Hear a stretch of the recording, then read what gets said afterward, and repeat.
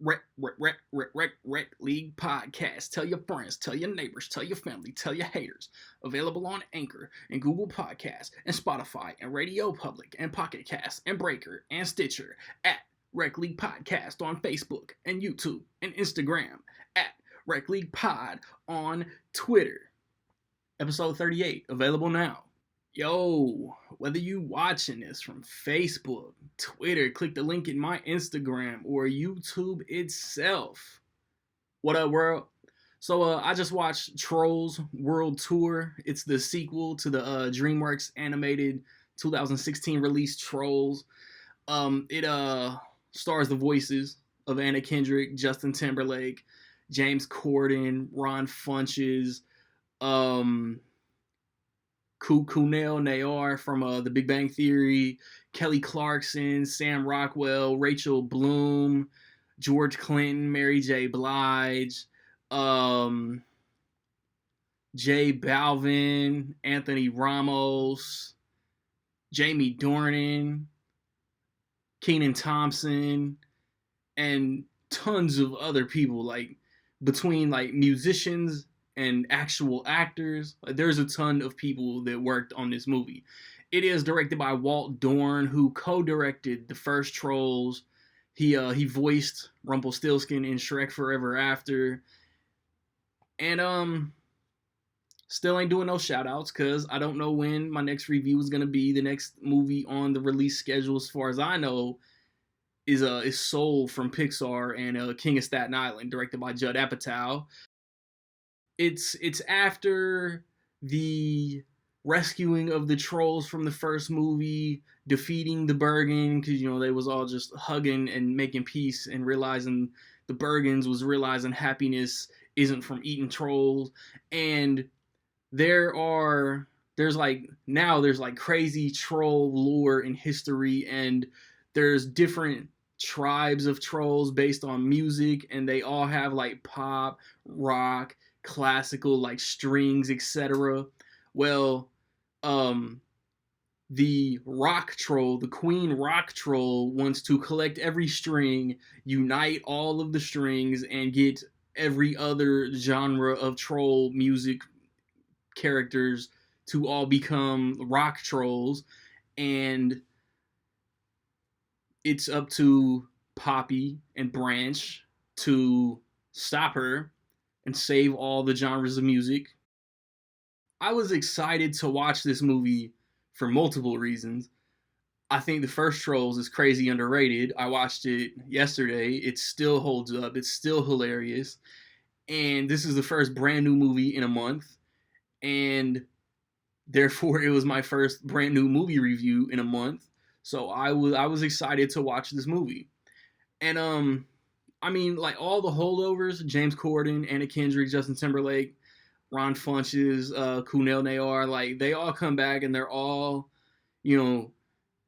still doing the same stuff. They're all like hugging and creating happiness. And Justin Timberlake is still kind of a downer, but not as much. Like he's dealing with his own personal feelings as far as this movie, but he gets dragged into because Poppy's optimistic and positive and everything's happy, and she thinks that the rock troll wants to have a big party, and she like every time she like takes a string from another type of music, she's bashing that music and talking about just how it's not as good as rock. And then obviously the good guys eventually like discover what the plan really is. Poppy discovers what the plan really is because everybody else already knows. I mean, like, I enjoyed this movie. I didn't like it as much as the first one. Like I said, the holdover cast is still good. The new characters, I don't know, like the jokes didn't work for me like they did in the first movie. And they didn't, I don't know, like it wasn't like the first movie for a lot. Like what made me laugh in the first movie doesn't happen as much in this one. And not to mention that this movie is basically Trolls Infinity War. Let me collect all the stones, wipe out half of humanity, half of all existence. Let me collect all the strings of music, and and wipe out every other type of music. And I didn't dislike it, but the writing and the resolution and the way that everything gets solved is kind of cliche. But other than that, like the technical aspects, like this movie looks great. Like how they mix in like the scrapbooking animation with like the way like the character, like the rock trolls. I was gonna say the character that Ozzy Osbourne voices and the rock trolls, they kind of look like stuffed animals. Like that's how like sharp I would say the animation is. But like everything, like it's rock, so everything else is like dark, and those trolls are like gray and and edgy and then you get to the classical area and the funk area. Like it all looks different. Like that's how cool the animation looks. And the I'm gonna say it now because I'm thinking about it, but like the credits, you know how these animated movies like they'll show the character and then put the actor next to the character, like all that, all the credits at the end like lead into kind of a mid-credit scene of sorts, which I thought was cool. Yeah, like this, I don't, depending on how the rest of the year plays out, like this could be the last movie that I review for the year. Like nobody knows. Because in the last podcast, we were talking about how everything got pushed back to like dates and stuff. Like that's kind of optimistic, but nobody knows like when the pandemic is gonna be over. So just nobody knows when the theaters are gonna open back up and everything's gonna get back to normal. Because DreamWorks has The Croods 2 finally scheduled for Christmas. I think December 23rd. But if that doesn't come out because it's like scheduled against Tom and Jerry, one of them are gonna move. Um, this could be the only DreamWorks animated release this year, which isn't a bad thing. I don't want to say I was let down. I just didn't like this as much as I wanted to.